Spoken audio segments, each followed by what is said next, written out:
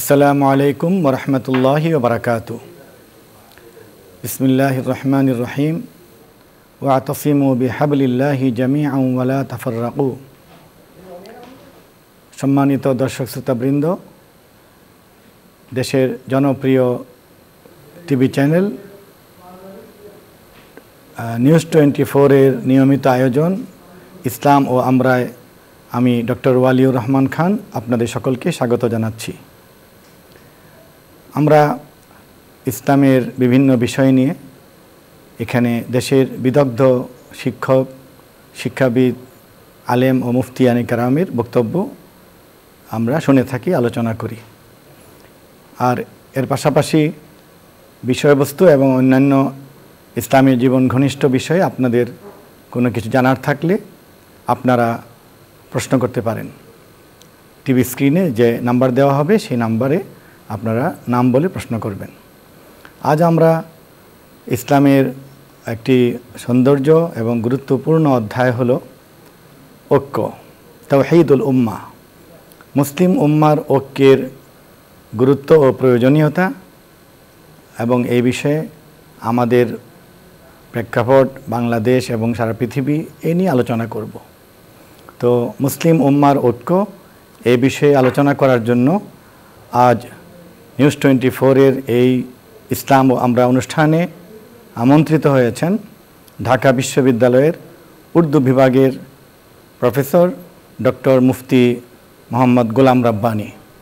আসসালামু আলাইকুম ওয়া রাহমাতুল্লাহি ওয়া বারাকাতুহু। ওয়া আলাইকুম আসসালাম ওয়া রাহমাতুল্লাহি ওয়া বারাকাতুহু। ডক্টর কেমন আছেন? আলহামদুলিল্লাহ ভালো আছি। আলহামদুলিল্লাহ।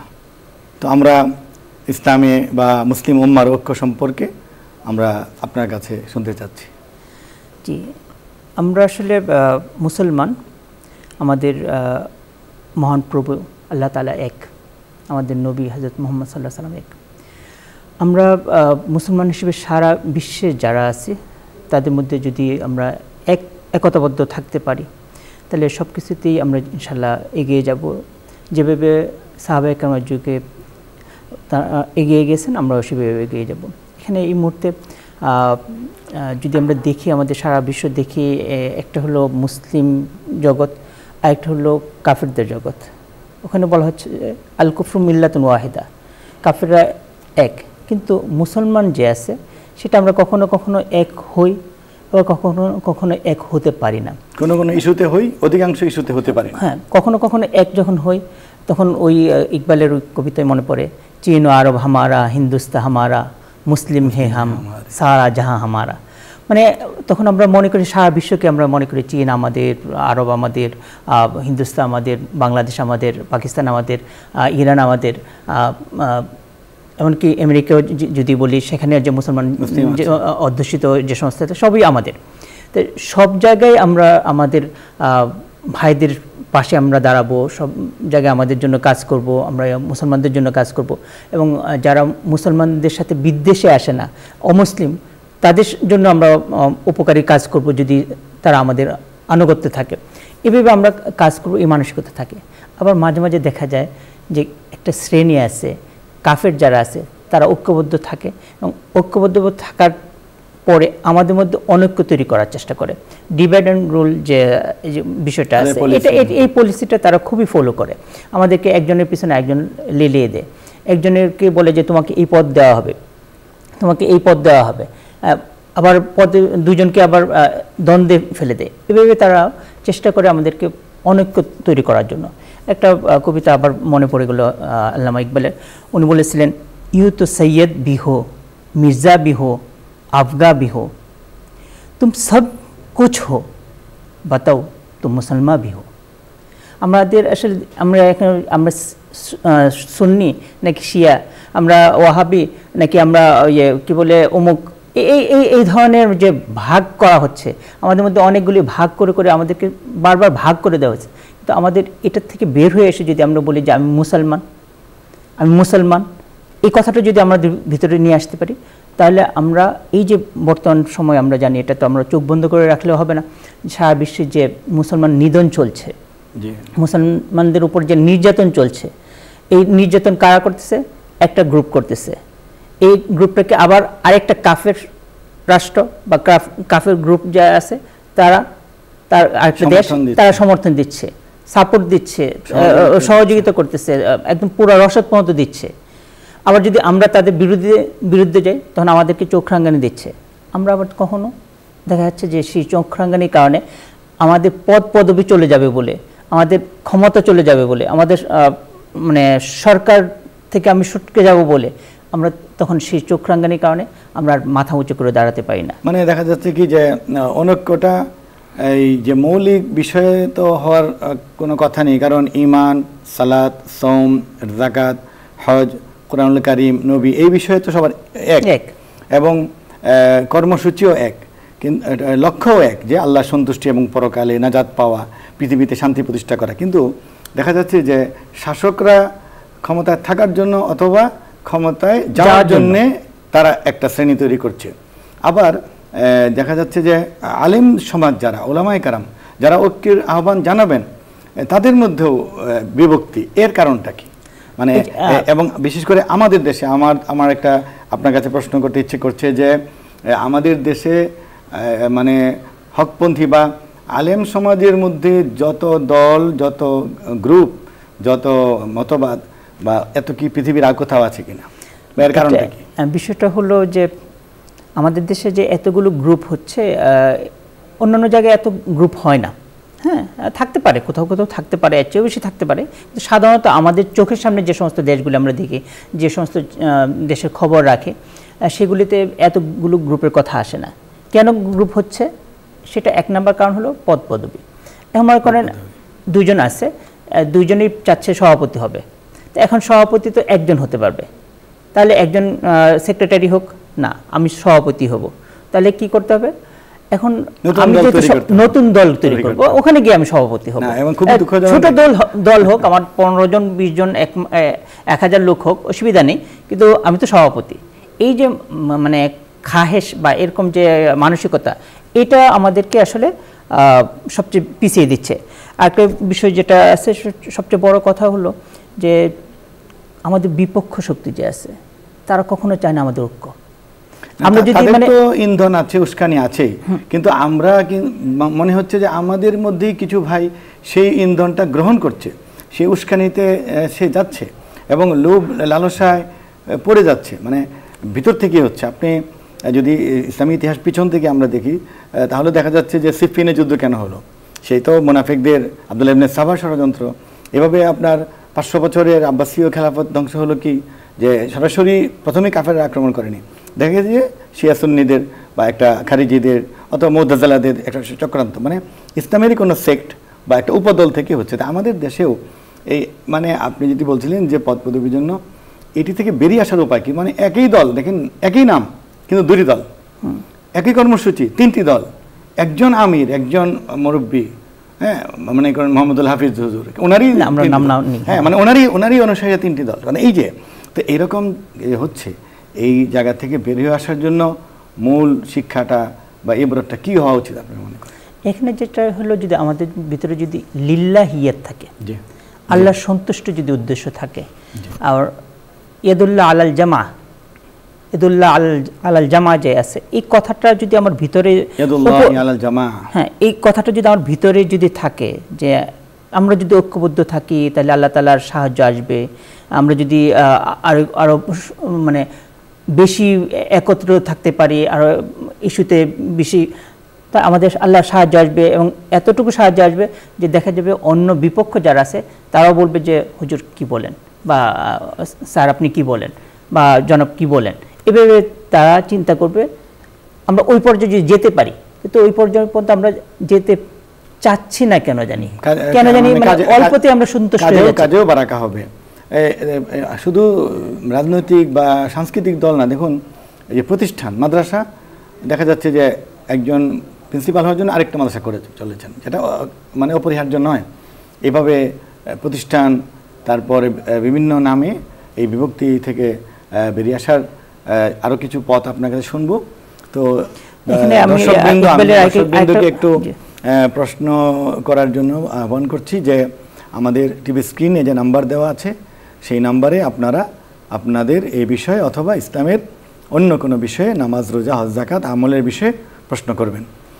জি জি, তো এখন আমরা মানে কিভাবে আমাদের ব্যক্তি সংশোধন, এখন দেখুন শুধু আমরা দলগুলিকেই দোষারোপ করছি না, আমরা পরিবারের মধ্যেও তো অনৈক্য, আমাদের সমাজে অনৈক্য, এত বেশি অনৈক্য, এত বেশি বিভক্তি অন্য কোনো জাতির মধ্যে নেই। আমি এটার জন্য আমি যেটা বলবো মানে স্যাক্রিফাইস এবং ধৈর্য এবং মানে আত্মত্যাগ, স্যাক্রিফাইস।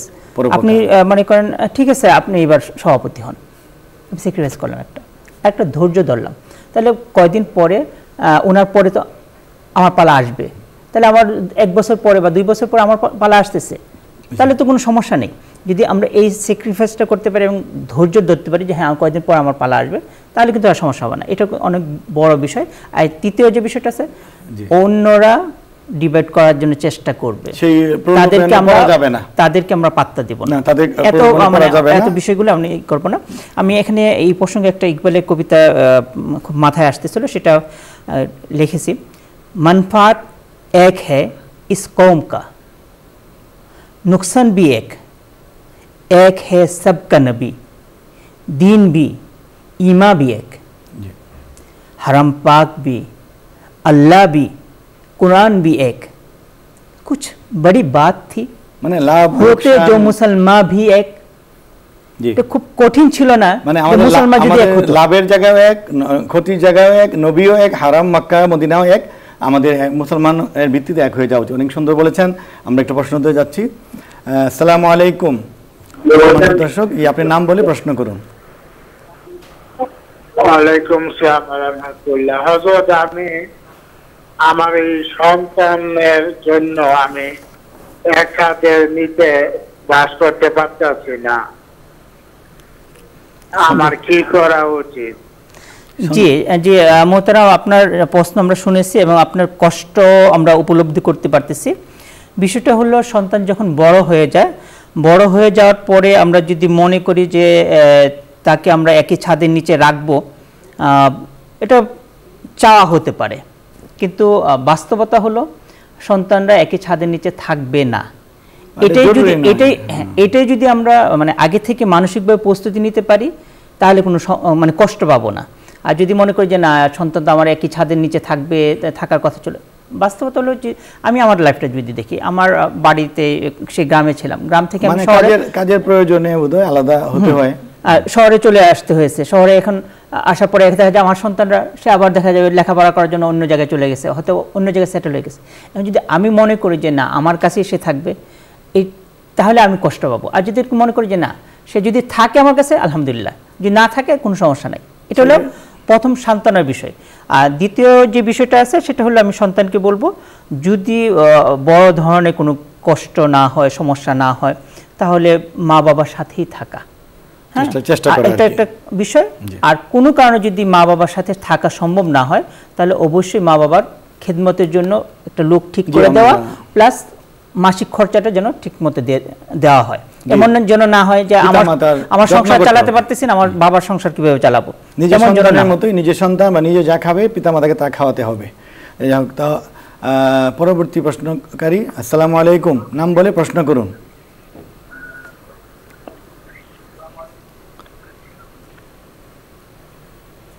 জি আসসালামু আলাইকুম, নাম বলুন, প্রশ্ন করুন। আসসালামু আলাইকুম। ওয়ালাইকুম আসসালাম। হুজুর, একজন বিশ্বাসী মানুষ, একজন মুরব্বী মানুষের কাছে আমি একটা জিনিস কিনছি, তখন তাই আমার বিশ্বাস করাটা অন্যায় হয়েছে, তাই আমার লগে প্রতারণা করতো, বেইমানি করি লাইছেন, বুঝছেন নি, তাই আমার লগে বেইমানি করতো। এখন হুজুর এই জিনিসটা চিন্তা আমি বিশ্বাস করাটা আমার অন্যায় হয়েছে নি? জি, যদি আপনার প্রশ্ন শেষ হয়ে থাকে তাহলে আমরা এটা বলবো আসলে প্রতারণা বা গাদ্দারি এটা বিদেশি কেউ এসে করে না, কাছের লোকেরাই করে। এমনকি কিছু কিছু আমাদের যেটা আপনি বলতেছেন মুরব্বী ধরনের যাদের প্রতি আমাদের আস্থা থাকে, ওই জায়গা থেকেই বেশি হয়। এটা যেমন কাম্য না, এটা কখনোই উচিত না যে যে যিনি প্রতারণা করেছেন উনি যদি এই বিষয়টা উনি এই আমাদের কথাগুলো শুনেন, ওনাকে বলবো যে উনি যেন তওবা করে আপনার যে কাঙ্ক্ষিত যে বিষয়টা আছে সেটা যেন যথাযথভাবে বুঝিয়ে দেন। যদি যথাযথভাবে উনি বুঝিয়ে না দেন, তাহলে কিয়ামত দিবসে অবশ্যই বুঝিয়ে দিতে হবে। তখন হয়তো ওই তার সব যে আছে টুকটাক যদি সব থাকে সেই সবগুলি দিয়ে বুঝিয়ে দিতে হবে, তখন অনেক কঠিন বিষয় হবে। জি জি, পরবর্তী প্রশ্নকারী। আসসালামু আলাইকুম, নাম বলে প্রশ্ন করুন। আসসালামু আলাইকুম হুজুর। ওয়ালাইকুম আসসালাম, বলেন। মাসুম, কুমিল্লা ধর্মপুর থেকে। জি, কুমিল্লা থেকে। প্রশ্নটি কোরআন থেকে, সূরা কাহাফ আয়াত নম্বর 50, অধ্যায় 18। সূরা কাহাফ আয়াত নম্বর 50। এতে কোরআন বলতেছে ইবলিস শয়তান হচ্ছে জিন, মানুষের মতো জিনদেরও স্বাধীন ইচ্ছা আছে। ইবলিস শয়তান হচ্ছে জিন, মানুষের মতো জিনদেরও স্বাধীন ইচ্ছা আছে। মানুষের মতো জিনদেরও স্বাধীন ইচ্ছা আছে, এর দ্বারা কোরআন কি বলতেছে আমাদেরকে, এর মানে কি? আসসালামু আলাইকুম। জি, বুঝতে পেরেছি। জি, বিষয়টা হলো আল্লাহ তাআলা যে জিন তৈরি করেছেন, মানুষকে তৈরি করেছেন, প্রত্যেককে একটা স্বাধীনতা দেওয়া আছে। যদি স্বাধীনতা না থাকে তাহলে আল্লাহ তাআলা শাস্তিও দিতে পারবেন না, পুরস্কারও দিতে পারবেন না। পুরস্কার পেতে হলে আমার নিজস্ব কিছু মানে ইচ্ছা থাকতে হবে, যে আমি এই ইচ্ছার কারণে আমি একটা কাজটা করেছি, করার কারণে আমি পুরস্কৃত হব। অথবা আমি শাস্তি পেতে হলে আমার নিজস্ব কিছু কাজ করার ক্ষমতা আছে বলে, আমি এটা ইচ্ছা করে করেছি বলে আমি শাস্তি পাবো। আল্লাহ তাআলা মানব জাতিকে শাস্তি দিবেন, পুরস্কার দিবেন, জিন জাতিকেও পুরস্কার দিবেন, শাস্তি দিবেন। সেই হিসেবে তাদের ইচ্ছা শক্তিটা আল্লাহ তাআলা ওই অনুযায়ী কাজ করার তৌফিক বাস্তবায়নের শক্তি দিয়েছেন, মানে স্বাধীনতা দিয়েছেন, কিন্তু কোরআন এবং নবী রাসূল দিয়ে ভালোটা এবং মন্দটা বলে দিয়েছেন। এখন মানুষ এবং জিন ভালোটা করলে সে ফল পাবে, আর মন্দটা করলে শাস্তি পাবে। জি জি, পরবর্তী প্রশ্নকারী। আসসালামু আলাইকুম, আপনি নাম বলে প্রশ্ন করুন। আসসালামু আলাইকুম। ওয়ালাইকুম আসসালাম। আমার নাম আলতাফ হোসেন। জি, আলতাফ হোসেন ভাই বলুন। আমি একটা প্রশ্ন জিজ্ঞাসা করতে চাচ্ছি, মুসলিম উম্মার ঐক্য। জি জি, বলেন। এটা হলো কি, পিতামাতার কর্তব্য হলো সন্তানের বৃদ্ধ হলে পিতামাতাকে খাওয়ানো দরকার, জি, এবং সেবা করার দরকার, যত্ন করার দরকার। কিন্তু আমি সবই করতেছি, কিন্তু আমার মাতা আমাকে ভালোবাসতেছে না, জি, এবং আমার বদনাম ছড়াচ্ছে এবং আমার ক্ষতি করার চেষ্টা করতেছে। তারপরও আমি আমার মাকে কিছু বলতেছি না। তো এখন আমার করণীয়টা কি? জি, আমরা আসলে কার সন্তুষ্টির জন্য করব? আমরা সব কাজ করব আল্লাহ তাআলার সন্তুষ্টির জন্য। কেন আল্লাহ তাআলার সন্তুষ্টির জন্য করব? কারণ আল্লাহ তাআলা আমাদেরকে সৃষ্টি করেছেন, মানুষের মধ্যে আমাকেও আল্লাহ তাআলা সৃষ্টি করেছেন, আমার মাকেও আল্লাহ তাআলা সৃষ্টি করেছেন। সুতরাং আমার সৃষ্টিকর্তা জানতেছেন যে আমি কার জন্য কাজ করতেছি, আমি যে আল্লাহ তাআলার সন্তুষ্টির জন্য কাজ করতেছি, নাকি শুধু মায়ের সেবা করে একটু এমনি সুনাম অর্জন করার জন্য চাচ্ছি, বা মার কিছু জমি আছে সেটাকে আমি হাতে নেওয়ার জন্য চাচ্ছি। যদি আমি আল্লাহ তাআলার সন্তুষ্টির জন্য চাই, আল্লাহ তাআলার সন্তুষ্টির জন্য যদি আমি কাজ করি, তাহলে অবশ্যই আল্লাহ তাআলা দেখতেছেন যে আপনি আল্লাহ তাআলার সন্তুষ্টির জন্য ভালো কাজ করতেছেন, মায়ের সেবা করতেছেন। মা আপনার যতই বদনাম করুক, মা আপনার যতই দুর্নাম করুক, যতই বদদোয়া দিক, কোনো সমস্যা হবে না। আল্লাহ তাআলার সন্তুষ্টির জন্য যদি আপনি কাজ করেন, তাহলে অবশ্যই আখিরাতে পাবেন এবং দুনিয়াতে পাবেন। আবার বলছি, দুনিয়াতেও ইনশাআল্লাহ এই উপকারিতা আপনি পাবেন। জি, মানে আসলে হলো কি, প্রত্যেকে তার করণীয় করে যেতে হবে। আপনি আপনার তরফ থেকে সবটুকু করে যান। আপনার মা যতটুকু করছেন বা যে অবিচার করছেন, তিনি এর জন্য আল্লাহর কাছে জবাবদিহি করবেন। তো মানে নিজেকে রক্ষা করা, আর আপনি আল্লাহর কাছে দোয়া করবেন, রব্বির হামহুমা কামা রাব্বায়ানি সগীরা। আল্লাহর কাছে কান্না করবেন যে আল্লাহ আমার মাকে বুঝ দান করেন, সঠিক বিষয়টি বোঝার, ইনসাফ করার, সব ভাই বোনের মধ্যে ইনসাফ করার। আপনি চাইতে চাইতে চাইতে চাইতে আল্লাহ আপনার মায়ের মনে বুঝ দিয়ে দিবেন। কারণ আমরা চাই যে আমরা আমাদের মা বাবা সবাই যেন আমরা আল্লাহর কাছে গ্রহণযোগ্য হয়ে জান্নাতে যেতে পারি। তো পরবর্তী প্রশ্নকারী, আপনার নাম বলে প্রশ্ন করুন। জি, আসসালামু আলাইকুম, নাম বলে প্রশ্ন করুন। ওয়ালাইকুম সালাম, হিবব থেকে বলতেছি। জি, বলতেছি যে মোরা ধনের কোনো দোয়া কালাম আছে নাকি? আর একটা প্রশ্ন করবো, যে ভাই বোন আমার সাথে সম্পর্ক রাখতে পায় না, বুঝছেন? কিন্তু আমি কি করবো এখন, সেই কথাটা বলতেছি। কিসের দোয়া চাচ্ছেন উনি? এই না, ভাই বোন সম্পর্ক রাখতে চায় না এটা, আর চায় না। হ্যাঁ জি, এটার জন্য মানে দোয়া না, কিসের দোয়া আপনি চেয়েছেন? এটা আমি বলতেছি যে আমার কোনো গুনাহ হবে নাকি, তাই বলতেছি। আচ্ছা আচ্ছা, জি আচ্ছা, আসসালামু আলাইকুম। ভাই বোন সম্পর্ক ছিন্ন করে ওনার গুনাহ হবে কিনা? জি বিষয়টা হলো যে প্রত্যেকের একটা অধিকার আছে। হ্যাঁ, ভাইয়ের অধিকার আমরা ভাইকে দিব, বোনের অধিকার বোনকে দিব। দেওয়ার পরেও যদি তারা মনে করে যে না আমার অধিকার ঠিকমতো দেয় নাই, আমার সাথে ঠিকমতো সম্মান দেয় নাই, বা আমাকে আপ্যায়নটা ঠিকমতো করে নাই, আমি তার সাথে সম্পর্ক রাখবো না, উনি যদি এটা করতে চায় তাহলে ওনার বিষয়। কিন্তু আমার যে দায়িত্বগুলো আছে আমি যেন অবশ্যই পালন করি। পালন করার পরে যদি ওনারা অন্যদিকে চলেও যায়, আমি ওয়াদা দিতে মানে এটা বলতে পারি যে আপনার যদি আচরণ ভালো থাকে একসময় না একসময় তারাও ফেরত আসবে, আল্লাহ তাদেরকে মন ভালো করে দিবে এবং ফেরত আসবে। অনেক ধন্যবাদ। আমরা অনেকগুলো বিষয় আলোচনা শুনলাম আপনাকে। দর্শকবৃন্দ, আমরা আজকের আলোচ্য বিষয় ছিল মুসলিম উম্মার ঐক্য। আসলে মুসলিম উম্মার ঐক্য যে কত প্রয়োজন, কত জরুরি, এটি মানে বলে শেষ করা যাবে না বর্তমান পৃথিবীর প্রেক্ষাপটে।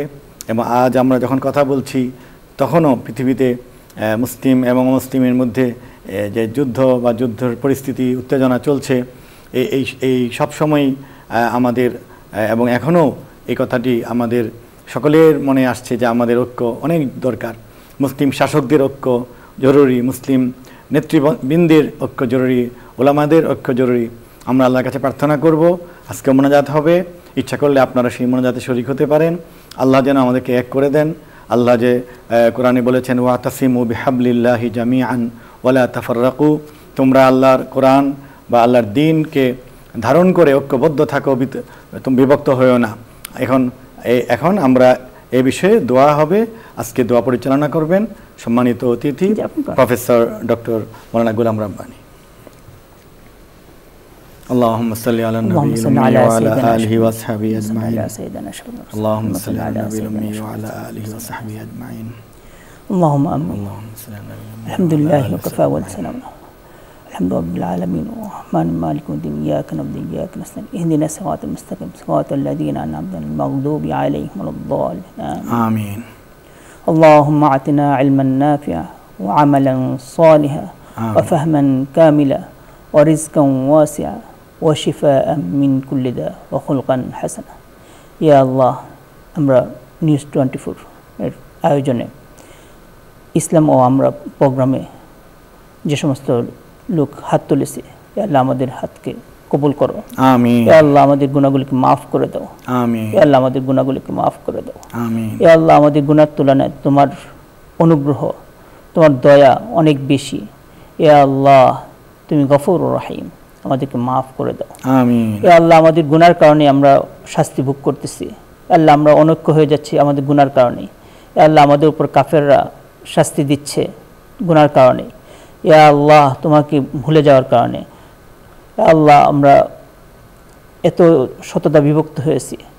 ইয়া আল্লাহ আমাদেরকে এক হওয়ার তৌফিক দান করো। আমিন। ইয়া আল্লাহ আমাদের পারিবারিকভাবে এক হওয়ার তৌফিক দান করো। আমিন। ইয়া আল্লাহ সামাজিকভাবে এক হওয়ার তৌফিক দান করো। আমিন। ইয়া আল্লাহ রাষ্ট্রীয়ভাবে এক হওয়ার তৌফিক দান করো। আমিন। আল্লাহ ধর্মীয় সমস্ত ইস্যুতে আমরা সবাই যেন এক হইতে পারি সেই তৌফিক দান করো। আমিন। ইয়া আল্লাহ মুসলিম উম্মার যে সমস্ত নেতা আছে তাদেরকে এক হওয়ার তৌফিক দান করো। আমিন। ইয়া আল্লাহ রাষ্ট্রপ্রধানদেরকে এক হওয়ার তৌফিক দান করো। আমিন। ইয়া আল্লাহ ওআইসি সহ যে সমস্ত মুসলমানদের হিতাকাঙ্ক্ষী আছে তাদেরকে মুসলমানদের পাশে দাঁড়ানোর জন্য তৌফিক দান করো। আমিন। ইয়া আল্লাহ কাফেরদের যে চোখ রাঙ্গানি আছে সেগুলোকে সহ্য করে, আল্লাহ সেইগুলিকে উপেক্ষা করে আমরা যেন একতাবদ্ধভাবে আমিন মুসলমানদের জন্য, ইসলামের জন্য, সারা পৃথিবীর জন্য কাজ করতে পারি সেই তৌফিক দান করো। আমিন। ইয়া আল্লাহ যারা আমাদের সাথে হাত তুলেছে আল্লাহ তাদের মধ্যে যাদের অভাব আছে, অনটন আছে, আল্লাহ অভাব অনটন দূর করে দাও। যারা ঋণগ্রস্ত আছে তাদের ঋণ পরিশোধ করার তৌফিক দান করো। আল্লাহ ইয়া আল্লাহ, ইয়া আল্লাহ এই আয়োজন এর সাথে যারা জড়িত আছেন, কলা কৌশলী যারা আছেন, ওয়াসাল্লাল্লাহু তাআলা আলা খাইরি খালকি যে সমস্ত কলা কৌশলী আছেন তাদেরকেও আল্লাহ তুমি কবুল করো। আজমাইন আমিন বিরহমাতিকা ইয়া আরহামার